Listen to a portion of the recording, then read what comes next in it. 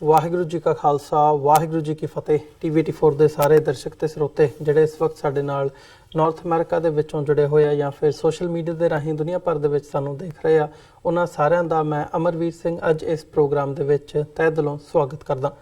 Viewers, ਅਸੀਂ ਇਸ ਵਕਤ ਜਿਹੜਾ ਭਾਰਤ ਦੇ ਵਿੱਚ ਮਾਹੌਲ ਬਣਿਆ ਹੋਇਆ ਖਾਸ ਤੌਰ ਤੇ ਚੋਣਾਂ ਦੇ ਮੁਤਲਕ ਉਸ ਬਾਬਤ ਗੱਲਬਾਤ ਕਰਾਂਗੇ ਅੱਜ ਦੇ ਇਸ ਪ੍ਰੋਗਰਾਮ ਦੇ ਵਿੱਚ, ਜਿੱਥੇ ਅਸੀਂ ਦੇਖਦੇ ਹਾਂ ਸਾਰੇ ਜਿਹੜੇ ਇਸ਼ੂਜ਼ ਸੀ, ਭਾਵੇਂ ਉਹ ਬੇਰੁਜ਼ਗਾਰੀ ਦਾ ਹੋਵੇ, ਅਨਐਮਪਲੋਇਮੈਂਟ ਦਾ, ਫਿਰ ਅਸੀਂ ਦੇਖਦੇ ਹਾਂ ਕਿਸਾਨੀ ਦਾ ਮਸਲਾ ਹੋਵੇ ਜਾਂ ਓਵਰਆਲ ਜਿਹੜੇ ਇਸ਼ੂਜ਼ ਹੋਣੇ ਚਾਹੀਦੇ ਸੀ ਭਾਰਤ ਦੇ ਵਿੱਚ, ਉਹ ਅੱਜ ਇਸ਼ੂਜ਼ ਕਿਤੇ ਨਾ ਕਿਤੇ ਦਰਕਿਨਾਰ ਹੋ ਗਏ ਨੇ। ਤੇ ਇੱਕ ਜਿਹੜਾ ਮੇਨ ਇਸ਼ੂ ਜਿਹਦੇ ਤੇ ਸਿਆਸਤ ਇਸ ਵਕਤ ਨਜ਼ਰ ਆ ਰਹੀ ਹੈ, ਚੱਲ ਰਹੀ ਹੈ, ਜਾਂ ਵੋਟਾਂ ਦੀ ਰਾਜਨੀਤੀ ਜਿਹੜੇ ਸਿਆਸਤਦਾਨ ਹੈਗੇ ਨੇ ਉਹਨਾਂ ਵੱਲੋਂ ਆਪਣੀਆਂ ਸਿਆਸੀ ਰੋਟੀਆਂ ਸੇਕੀਆਂ ਜਾ ਰਹੀਆਂ ਨੇ, ਉਹ ਨੇ ਧਰਮ ਦੀ ਰਾਜਨੀਤੀ ਦੇ ਉੱਤੇ।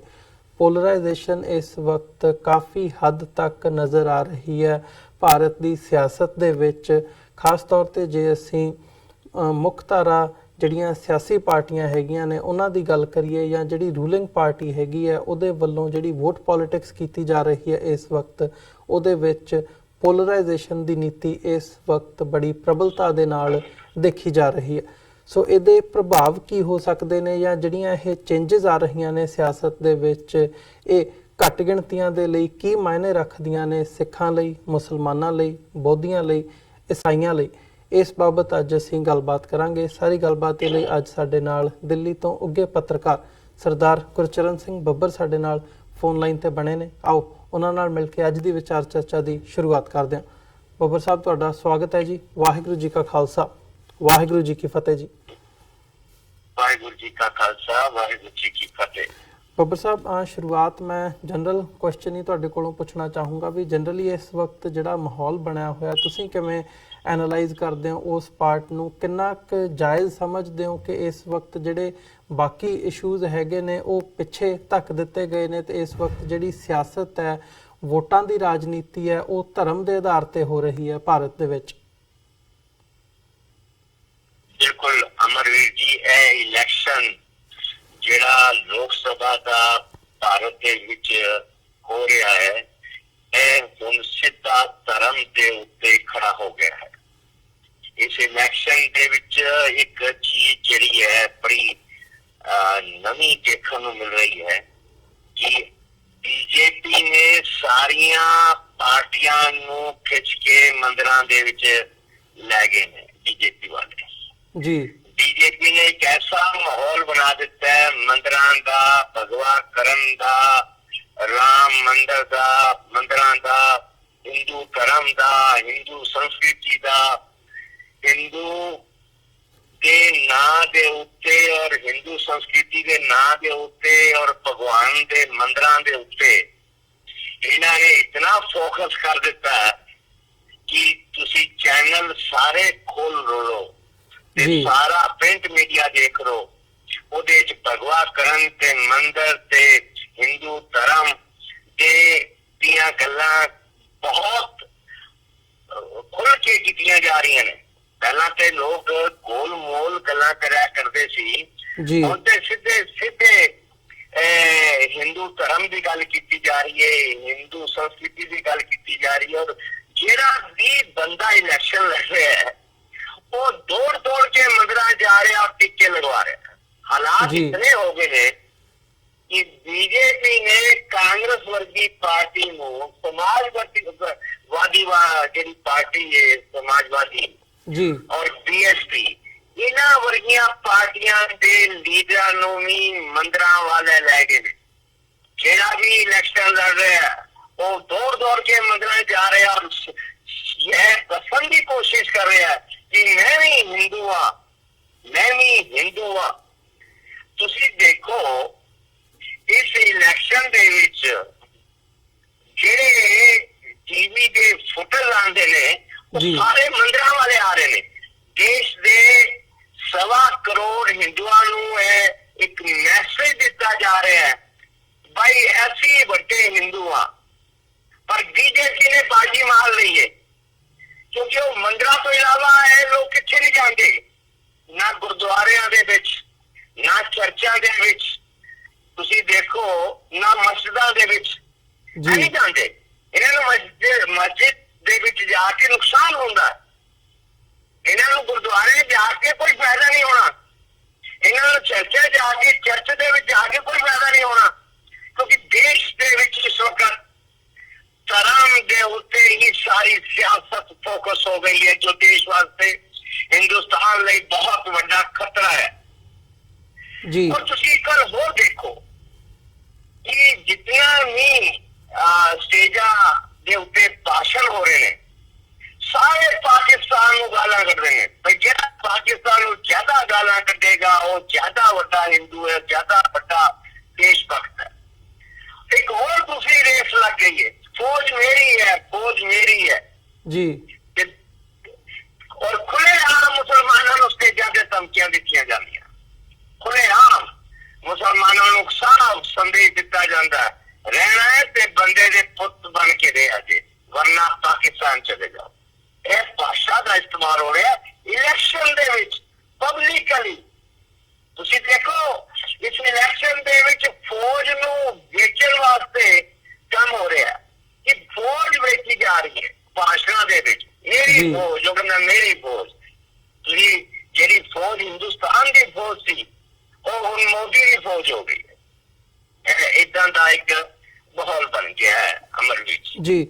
ਬੱਬਰ ਸਾਹਿਬ, ਜਿਹੜੀ ਇਹ ਫਿਨੋਮੀਨਾ ਇਸ ਵਕਤ ਖਾਸ ਤੌਰ ਤੇ ਇਲੈਕਸ਼ਨਸ ਦੇ ਵਿੱਚ ਜਿਵੇਂ ਇਹ ਮਾਹੌਲ ਜਿਹੜਾ ਬਣਿਆ, ਇਹ ਖਾਸ ਤੌਰ ਤੇ ਜੇ ਦੇਖਿਆ ਜਾਵੇ ਤਾਂ ਬਾਲਾਕੋਟ ਦਾ ਜਿਹੜਾ ਹਮਲਾ ਸੀ ਜਾਂ ਪੁਲਵਾਮਾ ਦੇ ਹਮਲੇ ਤੋਂ ਬਾਅਦ ਜਿਹੜਾ ਸਾਰਾ ਘਟਨਾਕ੍ਰਮ ਸੀ, ਉਹਦੇ ਤੋਂ ਬਾਅਦ ਜ਼ਿਆਦਾ ਜਿਹੜਾ ਰੁਝਾਨ ਹੈ ਪੋਲਿਟਿਕਸ ਦੇ ਵਿੱਚ ਖਾਸ ਤੌਰ ਤੇ ਇਲੈਕਸ਼ਨਸ ਨੂੰ ਮੁੱਖ ਰੱਖਦਿਆਂ ਹੋਇਆਂ ਜ਼ਿਆਦਾ ਇਹ ਹਿੰਦੂਤਵਾ ਦਾ ਜਿਹੜਾ ਹੈਗਾ ਉਹ ਉੱਭਰ ਕੇ ਸਾਡੇ ਸਾਹਮਣੇ ਆਇਆ।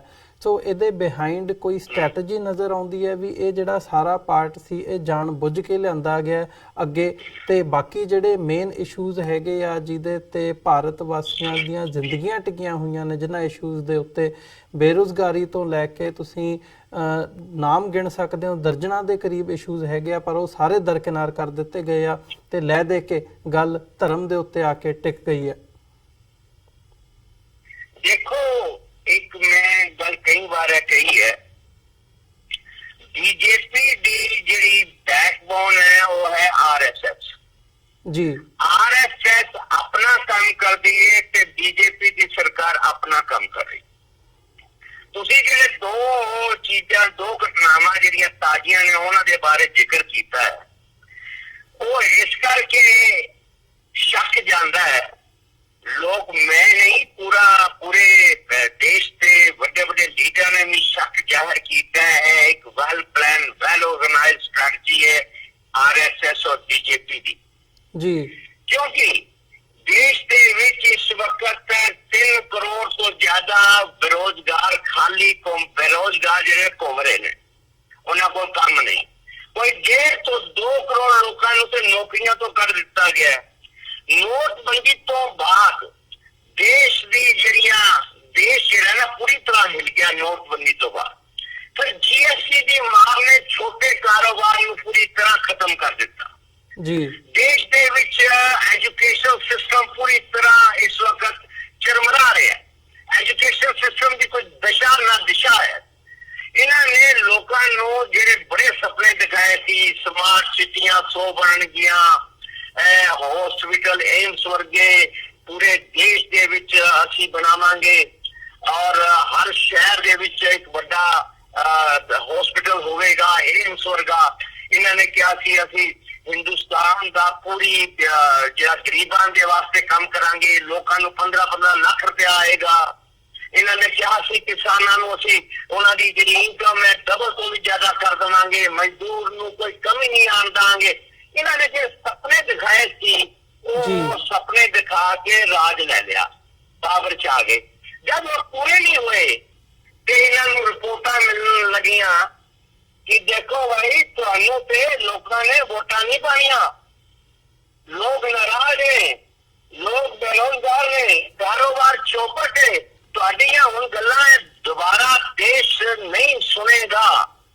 ਤੇ ਫਿਰ ਇਹਨਾਂ ਨੇ ਸਟ੍ਰੈਟਜੀ ਬਣਾਈ ਕਿ ਇਹ ਦੇਸ਼ ਨੂੰ ਅਗਰ ਦੁਬਾਰਾ ਆਰਐਸਐਸ ਨੇ, ਬੀਜੇਪੀ ਨੇ ਪਾਵਰ ਚਾਹੇ ਤੇ ਫਿਰ ਧਰਮ ਅੱਗੇ ਲਿਆਓ, ਫਿਰ ਹਿੰਦੂਵਾਦ ਲੈ ਕੇ ਜੀ। ਤੇ ਹਿੰਦੁਸਤਾਨ ਦੇ ਸਾਰੇ ਹਿੰਦੂਆਂ ਨੂੰ ਇਕਜੁੱਟ ਕਰੋ, ਹਿੰਦੂਆਂ ਨੂੰ ਇੱਕ ਪਲੇਟਫਾਰਮ ਤੇ ਖੜਾ ਕਰ ਦੋ। ਹਿੰਦੂ ਇੱਕ ਜਗ੍ਹਾ ਅਗਰ ਖੜਾ ਹੋ ਜਾਂਦਾ ਹੈ ਤੇ ਆਉਣ ਵਾਲੇ ਜਿਤਨੇ ਵੀ ਇਲੈਕਸ਼ਨ ਹੋਣਗੇ ਹਿੰਦੁਸਤਾਨ ਦੇ ਵਿੱਚ, ਉਹ ਸਾਰੇ ਹਿੰਦੂ ਵਰਸਸ ਸਿੱਖ, ਕ੍ਰਿਸਚਨ ਤੇ ਮੁਸਲਮਾਨ ਹੋ ਜਾਣਗੇ। ਇਹ ਸੈੱਟ ਕੀਤਾ ਜਾ ਰਿਹਾ ਹੈ, ਮਾਈਂਡ ਸੈੱਟ ਕੀਤਾ ਜਾ ਰਿਹਾ ਹੈ ਕਿ ਹਿੰਦੂ ਦਾ ਜਿਹੜਾ ਇਲੈਕਸ਼ਨ ਹੈ ਹਿੰਦੂ ਲੜੇਗਾ, ਤੇ ਜੇ ਹਿੰਦੂਆਂ ਦੀਆਂ ਵੋਟਾਂ ਹਿੰਦੂਆਂ ਨੂੰ ਮਿਲ ਗਈਆਂ ਤੇ 1.25 ਕਰੋੜ ਹਿੰਦੂ ਜੇ ਇਕਜੁੱਟ ਹੋ ਗਿਆ ਤੇ ਰਾਜ ਹਮੇਸ਼ਾ ਆਰਐਸਐਸ ਦੇ ਕੋਲ ਰਹੇਗਾ, ਹਮੇਸ਼ਾ ਬੀਜੇਪੀ ਦੇ ਕੋਲ ਰਹੇਗਾ। ਇਸੇ ਕਰਕੇ ਇਹਨਾਂ ਨੇ ਇੱਕ ਟੈਸਟ ਕਰ ਰਹੇ ਨੇ। ਇਹ ਜਿਹੜਾ ਇਲੈਕਸ਼ਨ ਹੈ ਇਹ ਦੇਸ਼ ਦਾ ਟਰਨਿੰਗ ਪੁਆਇੰਟ ਹੈ, ਟਰਨਿੰਗ ਪੁਆਇੰਟ। ਇਹਨਾਂ ਨੇ ਇਸ ਇਲੈਕਸ਼ਨ ਦੇ ਵਿੱਚ ਪੂਰੀ ਤਾਕਤ ਲਗਾ ਦਿੱਤੀ। ਤੁਸੀਂ ਚੈਨਲ ਖੋਲੋ, ਤੁਹਾਨੂੰ ਲੀਡਰਾਂ ਦੇ ਟਿੱਕੇ ਦਿਖਣਗੇ, ਲੀਡਰ ਮੰਦਰਾਂ ਜਾਂਦੇ ਦਿਖਣਗੇ, ਲੀਡਰ ਹਿੰਦੂਆਂ ਦੀ ਗੱਲ ਕਰਦੇ ਦਿਖਣਗੇ, ਲੀਡਰ ਹਿੰਦੂ ਕਰਦੇ ਦਿਖਣਗੇ। ਜਿਹੜਾ ਮਰਜ਼ੀ ਚੈਨਲ ਤੁਸੀਂ ਖੋਲੋ ਤੁਹਾਨੂੰ ਮੋਦੀ ਮਿਲੇਗਾ, ਸਵੇਰ ਤੋਂ ਲੈ ਕੇ ਰਾਤ ਤੱਕ ਮੋਦੀ ਮਿਲੇਗਾ, ਬੀਜੇਪੀ ਮਿਲੇਗੀ, ਆਰਐਸਐਸ ਮਿਲੇਗੀ। ਇੱਕ ਪ੍ਰਿੰਟ ਮੀਡੀਆ ਸਾਰਾ, ਜਿਤਨਾ ਪ੍ਰਿੰਟ ਮੀਡੀਆ ਲੈ ਲਓ ਤੁਸੀਂ, ਸਾਰੇ ਪ੍ਰਿੰਟ ਮੀਡੀਆ ਦੇ ਵਿੱਚ, ਅਖਬਾਰਾਂ ਦੇ ਵਿੱਚ Modi Modi, BJP BJP, RSS, Hindu ਹੋ ਰਹੀ ਹੈ। ਕਿਉਂ? ਕਿਉਂਕਿ ਉਹਨਾਂ ਨੇ ਇੱਕ ਸਟ੍ਰੈਟਜੀ ਨਵੀਂ ਜੋ ਬਣਾਈ ਹੈ, ਉਹ ਹਿੰਦੂ ਇਕੱਠਾ ਕਰਨਾ ਹੈ। ਤੇ ਜੇ ਹਿੰਦੂ ਇਕੱਠਾ ਹੋ ਗਿਆ ਜੀ, ਤੇ ਲੋਕਤੰਤਰ ਕਿੱਥੇ ਖੜਾ ਹੈ? ਤੇ ਫਿਰ ਤੇ ਸਾਰੀ ਗੱਲ ਤੁਸੀਂ ਅੱਛਾ ਫਿਰ ਇੱਕ ਗੱਲ ਮੈਂ ਹੋਰ ਦੇਖ ਰਿਹਾ ਅਮਰਵੀਰ ਜੀ कि 98% मुसलमान मोदी के खिलाफ और बीजेपी के खिलाफ खड़ा हिंदुस्तान का जी। 2 4 5 7 चैनल के जेडे टोपी वाले मुसलमान लेके आते ने वो नकली ने। 98% मुसलमान जो है वो मोदी की हेकड़ी के खिलाफ, आरएसएस के खिलाफ खड़ा है।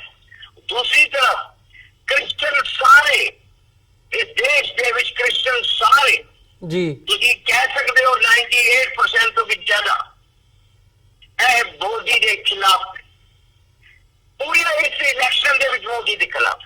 ਹੁਣ ਆ ਗਿਆ ਸਿੱਖਾਂ ਦੀ ਗੱਲ। ਤੁਹਾਨੂੰ ਪਤਾ ਤੁਸੀਂ ਵੀ ਸਰਦਾਰ ਹੋਣੇ ਹੋ, ਸਿੱਖ ਸਭ ਕੁਝ ਬਰਦਾਸ਼ਤ ਕਰ ਲੈਂਦਾ, ਹੇਕੜੀ ਬਰਦਾਸ਼ਤ ਨਹੀਂ ਕਰਦਾ ਜੀ।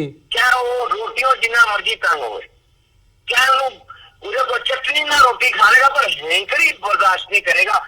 ਥੋੜੇ ਬਹੁਤ ਸਰੋਪੇ ਪਾਉਣ ਵਾਲੇ ਸਰਦਾਰਾਂ ਨੂੰ ਛੱਡ ਦੋ ਜਾਂ ਬਾਦਲ ਦਾ ਪਰਿਵਾਰ ਛੱਡ ਦੋ। ਇਸ ਮੁਲਕ ਦੇ ਵਿੱਚ ਹੁਣ ਸਿੱਖਾਂ ਦੇ ਮਨਾਂ ਦੇ ਵਿੱਚ ਇਹ ਗੱਲ ਬੈਠ ਗਈ ਹੈ ਕਿ ਆਰਐਸਐਸ ਔਰ ਬੀਜੇਪੀ ਸਾਨੂੰ ਮੁਕਾਉਣ ਵਾਸਤੇ ਸਾਡੇ ਗੁਰਦੁਆਰਿਆਂ ਵਿੱਚ ਵੜ ਗਈ ਹੈ। ਇਸ ਕਰਕੇ ਸਿੱਖ ਉਤੋਂ ਆਪਣੀ ਕੌਮ ਦੇ ਲੀਡਰਾਂ ਨੂੰ ਖੁਸ਼ ਕਰਨ ਵਾਸਤੇ ਜਾਂ ਕੁਝ ਤੁਸੀਂ ਕਹਿ ਸਕਦੇ ਹੋ ਮੂੰਹ ਰੱਖਣ ਵਾਸਤੇ ਤੇ ਗੱਲ ਜੋ ਮਰਜ਼ੀ ਕਰਨ, ਪਰ ਸਿੱਖ ਅੱਜ ਪੂਰੇ ਤੌਰ ਤੇ ਆਰਐਸਐਸ ਤੇ ਬੀਜੇਪੀ ਦੇ ਖਿਲਾਫ ਖੜਾ। ਇੱਥੋਂ ਲੱਗਦਾ ਹੈ ਜੀ, ਇੱਥੋਂ ਜਾਪਦਾ ਹੈ ਕਿ ਇਹ ਇੱਕ ਤਰਫ ਹਿੰਦੂ ਖੜੇ ਹੋ ਰਹੇ ਨੇ ਦੇਸ਼ ਦੇ ਵਿੱਚ, ਇੱਕ ਤਰਫ ਕ੍ਰਿਸਚਨ, ਮੁਸਲਮਾਨ ਤੇ ਸਿੱਖ ਖੜੇ ਹੋ ਰਹੇ ਨੇ। ਤੇ ਜੇ ਇਦਾਂ ਦਾ ਵਾਤਾਵਰਨ ਬਣ ਗਿਆ ਦੇਸ਼ ਦੇ ਵਿੱਚ ਤੇ ਫਿਰ ਇਸ ਦੇਸ਼ ਦੇ ਵਿੱਚ ਜੋ ਮਾਹੌਲ ਹੈ ਉਹ ਬੜਾ ਤੁਸੀਂ ਮੰਨੋ ਟਕਰਾਅ ਵਾਲਾ ਬਣੇਗਾ ਔਰ ਨਫ਼ਰਤ ਵਾਲਾ ਬਣੇਗਾ। ਔਰ ਜਿਹੜੀਆਂ ਘੱਟ ਗਿਣਤੀਆਂ ਨੇ ਉਹਨਾਂ ਦਾ ਇਸ ਮੁਲਕ ਦੇ ਵਿੱਚ ਬੜਾ ਔਖਾ ਵਕਤ ਆ ਰਿਹਾ ਹੈ। ਜੀ ਬੱਬਰ ਸਾਹਿਬ, ਜਿਵੇਂ ਤੁਸੀਂ ਗੱਲ ਕੀਤੀ ਹੈ ਵੀ ਜਿਹੜੇ ਦੇਸ਼ ਦਾ ਮੈਜੋਰਿਟੀ ਭਾਈਚਾਰਾ ਹੈ, ਹਿੰਦੂ ਭਾਈਚਾਰਾ, ਉਹਨੂੰ ਯੂਨਾਈਟ ਕਰਨ ਦੀਆਂ ਜਿਹੜੀਆਂ ਕੋਸ਼ਿਸ਼ਾਂ ਨੇ ਬੜੇ ਵੱਡੇ ਪੱਧਰ ਤੇ ਇਸ ਵਕਤ ਹੋ ਰਹੀਆਂ ਨੇ। ਇਦਾਂ ਦੀਆਂ ਵੀਡੀਓਜ਼ ਵੀ ਵਾਇਰਲ ਹੋ ਰਹੀਆਂ ਨੇ ਸੋਸ਼ਲ ਮੀਡੀਆ ਦੇ ਉੱਤੇ, ਜਿਹਦੇ ਵਿੱਚ ਖੁੱਲ੍ਹੇਆਮ ਸ਼ਰੇਆਮ ਇਹ ਕਾਲ ਦਿੱਤੀ ਜਾ ਰਹੀ ਹੈ ਕਿ ਘੱਟ ਗਿਣਤੀਆਂ ਦਾ ਬਾਈਕਾਟ ਕੀਤਾ ਜਾਵੇ ਤੇ ਫਿਰ ਸਿਚੁਏਸ਼ਨ ਜਿਹੜੀ ਹੈਗੀ ਹੈ ਆਪਣੇ ਹੱਕ ਦੇ ਵਿੱਚ ਭੁਗਤਾਈ ਜਾਵੇ, ਵੱਡ ਗਿਣਤੀ ਭਾਈਚਾਰਾ ਇਕੱਠਾ ਹੋਵੇ ਤੇ ਜਿਹੜਾ ਫਿਰ ਰਾਜ ਹੈ ਉਹ ਸਾਡੇ ਕੋਲ ਹੀ ਰਹੇਗਾ, ਪ੍ਰਾਈਮ ਮਿਨਿਸਟਰ ਵੀ ਸਾਡਾ ਹੋਵੇਗਾ ਤੇ ਰਾਸ਼ਟਰਪਤੀ ਵੀ ਸਾਡਾ ਹੋਵੇਗਾ।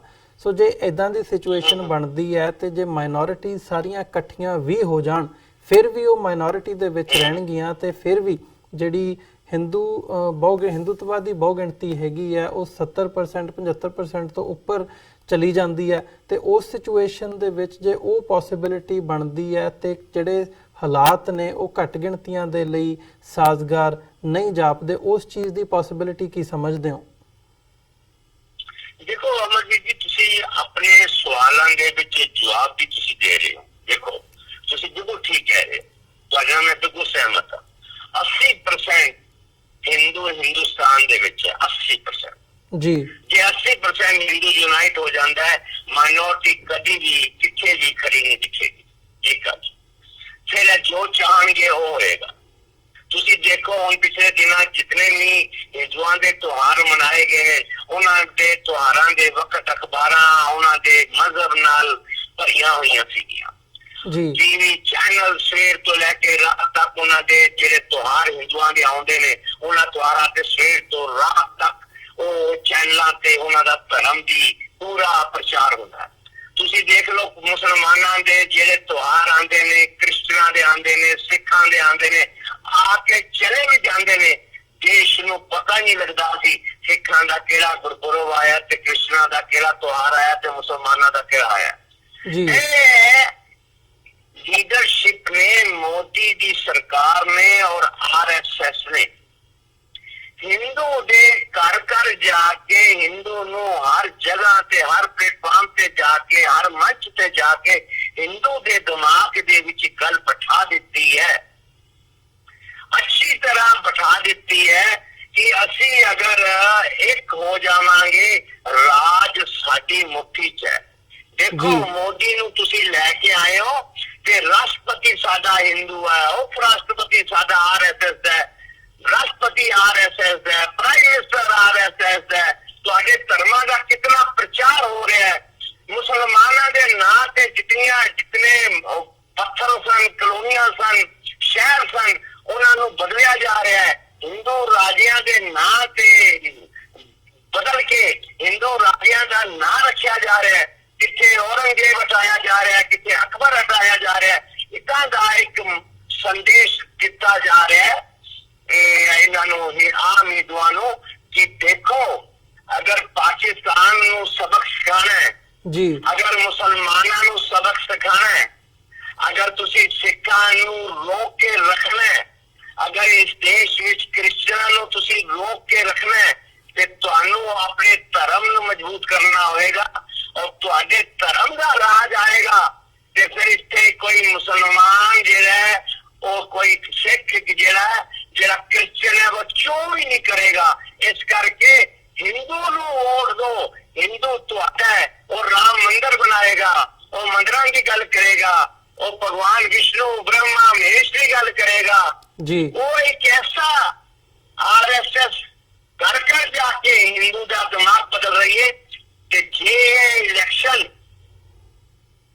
ਇਹਨਾਂ ਨੇ ਆਪਣੇ ਧਰਮ ਦੇ ਨਾਂ ਤੇ ਹਿੰਦੂ ਦਾ ਦਿਮਾਗ ਸੈੱਟ ਕਰ ਦਿੱਤਾ, ਤੇ ਆਉਣ ਵਾਲੇ ਸਾਰੇ ਇਲੈਕਸ਼ਨ ਹਿੰਦੂ ਵਰਸਸ ਮੁਸਲਮਾਨ, ਕ੍ਰਿਸਚਨ ਤੇ ਸਿੱਖ ਹੋ ਜਾਏਗਾ।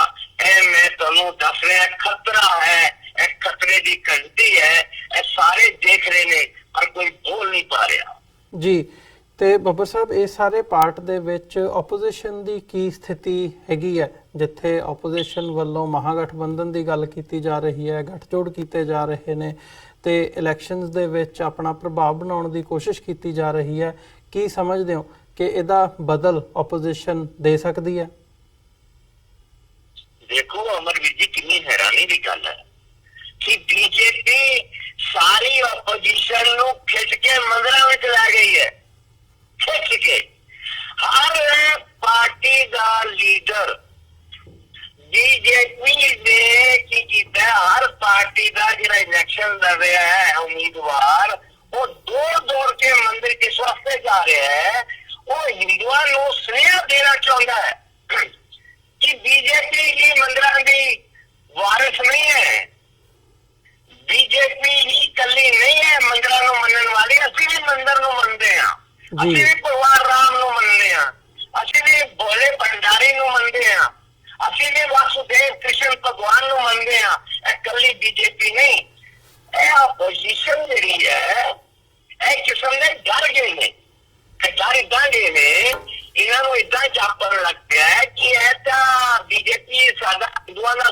ਵੋਟ ਲੈ ਜਾਏਗੀ। ਤੇ ਹਿੰਦੂ ਵੋਟ ਤਾਂ ਸਾਨੂੰ ਵੀ ਚਾਹੀਦਾ ਹੈ। ਜੀ। ਬਿਨਾਂ ਹਿੰਦੂ ਵੋਟ ਦੇ ਅਸੀਂ ਇਲੈਕਸ਼ਨ ਕਿੱਦਾਂ ਜਿੱਤਾਂਗੇ? ਤੇ ਬਿਨਾਂ ਹਿੰਦੂ ਵੋਟ ਦੇ ਇਲੈਕਸ਼ਨ ਜਿੱਤਿਆ ਵੀ ਨਹੀਂ ਜਾ ਸਕਦਾ। ਇਸ ਕਰਕੇ ਆਪੋਜੀਸ਼ਨ ਦੇ ਸਾਰੇ ਲੀਡਰ मंगलावार जोड़ा लग पे नहीं देखो देखो हम भी हिंदू हैं जरा रेस चल पई है ना देश दे विच अपोजिशन दी और रूलिंग पार्टी दी। वो कह रहे हैं मैं बड़ा हिंदू हाँ मोदी, ते दूसरी पार्टी कह रही है नहीं मैं जनेऊधारी हिंदू हाँ, मैं जनेऊ पा रखा है, देखो मैं बड़ा हिंदू हाँ।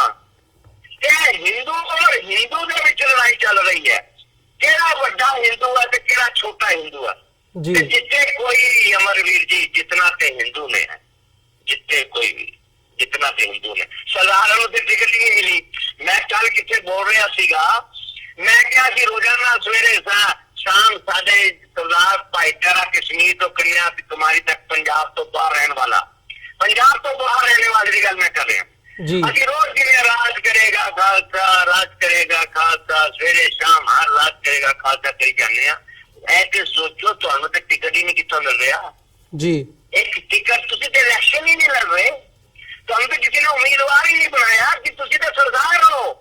ਜੋ ਸਰਦਾਰ ਵੋਟਾਂ ਪਾਓ, ਤੁਸੀਂ ਸਿਰਫ ਵੋਟਾਂ ਪਾਣੀਆਂ ਨੇ ਤੇ ਘਰ ਬੈਠਣਾ, ਤੁਹਾਡਾ ਹੋਰ ਕੋਈ ਮਤਲਬ ਨਹੀਂ ਇਸ ਮੁਲਕ ਨਾਲ। ਤੇ ਰਾਜ ਕਿੱਥੋਂ ਕਰੋਗੇ जब तुम इलेक्शन ही नहीं लड़ना, इलेक्शन जितना ही नहीं, तो राज तुहाडे कोल कित्थों आना।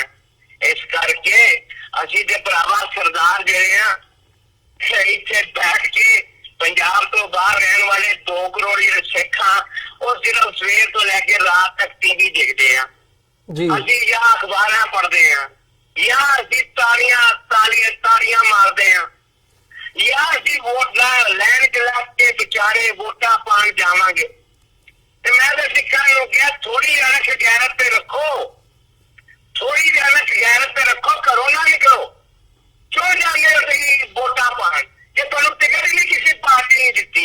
सारिया पार्टियां मंगल में जुड़ गई, तुहाडे नाल कोई जुड़न नूं तैयार नहीं जी। ते घर बैठो, तुहानूं कोई रोक रहा जे 2 करोड़ हिंदुस्तान का सिख वोट ना पाए। इस सरकार नूं समझ आ जाए, दुनिया भर के लोगों नूं समझ आ जाए कि सिख की चाहुंदे।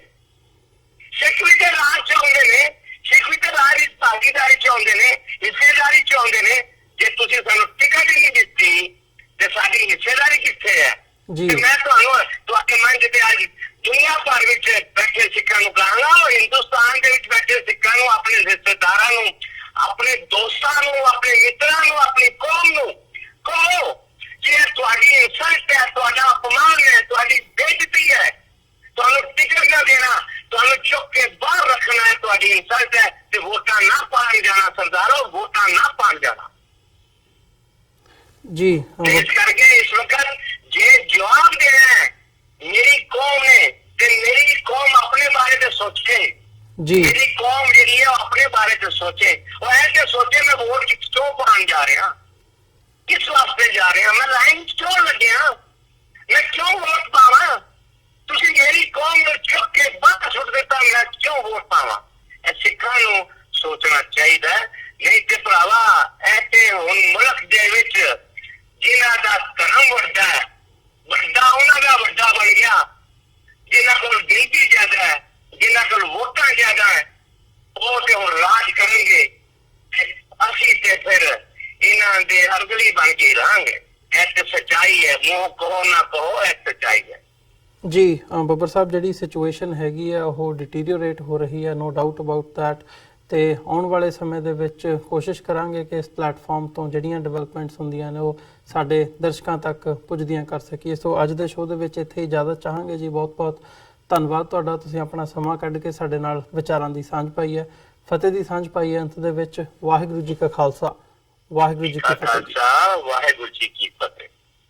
ਵਿਊਅਰਸ, ਉਮੀਦ ਕਰਦੇ ਹਾਂ ਕਿ ਜਿਹੜੀ ਗੱਲਬਾਤ ਅੱਜ ਗੁਰਚਰਨ ਸਿੰਘ ਬੱਬਰ ਹੋਰਾਂ ਨੇ, ਦਿੱਲੀ ਤੋਂ ਉੱਗੇ ਪੱਤਰਕਾਰ ਨੇ, ਸਾਡੇ ਨਾਲ ਜੁੜੇ ਸੀ ਤੇ ਗੱਲਬਾਤ ਉਹਨਾਂ ਨੇ ਆਪਣੇ ਵਿਚਾਰ ਰੱਖੇ ਆ, ਜਿਵੇਂ ਉਹ ਐਨਾਲਾਈਜ਼ ਕਰਦੇ ਆ ਸਾਰੀ ਸਿਚੁਏਸ਼ਨ ਨੂੰ, ਵੋਟਾਂ ਇਸ ਵਕਤ ਕਿਸ ਮਾਹੌਲ ਦੇ ਵਿੱਚ ਜਿਹੜੀ ਇਹ ਵੋਟ ਰਾਜਨੀਤੀ ਹੈ ਉਹ ਸਾਰੀਆਂ ਪਾਰਟੀਆਂ ਦਾ ਜਿਹੜਾ ਕਿਵੇਂ ਦਾ ਮਾਹੌਲ ਇਸ ਵਕਤ ਬਣਿਆ ਹੋਇਆ। ਸੋ ਅੱਜ ਦੇ ਸ਼ੋਅ ਦੇ ਵਿੱਚ ਅਸੀਂ ਜਿੱਥੇ ਤੁਹਾਡੇ ਕੋਲੋਂ ਵੀ ਇਜਾਜ਼ਤ ਚਾਹਾਂਗੇ। ਜਾਂਦੇ ਜਾਂਦੇ ਤੁਹਾਡੇ ਚਰਨਾਂ ਦੇ ਵਿੱਚ ਬੇਨਤੀ ਹੈ, ਇਸ ਪਲੇਟਫਾਰਮ ਨੂੰ ਅੱਗੇ ਵਧਾਉਣ ਦੇ ਲਈ ਸਾਨੂੰ ਤੁਹਾਡੀ ਸਹਾਇਤਾ ਦੀ ਲੋੜ ਹੈ।